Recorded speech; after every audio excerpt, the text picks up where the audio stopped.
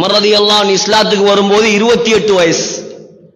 28 வயசு, எனக்கும் அதே வயசு. என்ன செய்யலாம்? 28 வயசு பொடியனால என்ன செய்யலாம் இந்த காலத்துல?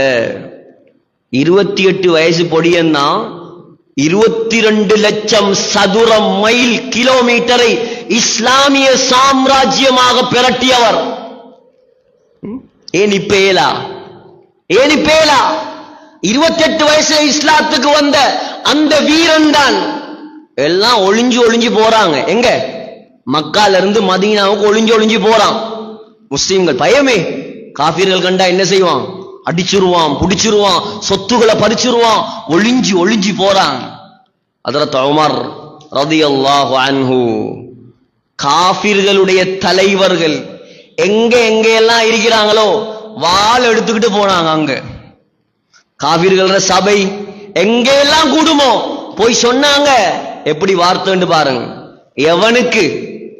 எவனுக்கு தன்னுடைய தாய் புள்ளைய இழக்கணும் விருப்பமோ, நான் ஹிஜ்ரத் போறேன், ஆம்புலண்டா என்ன தடுத்து பாரு.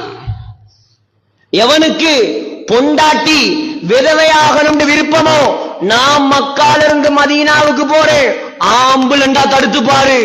எவனும் வரல, வர மாட்டான். ஷைத்தானே பயந்து ஓடுறான். இவன் வருவானா?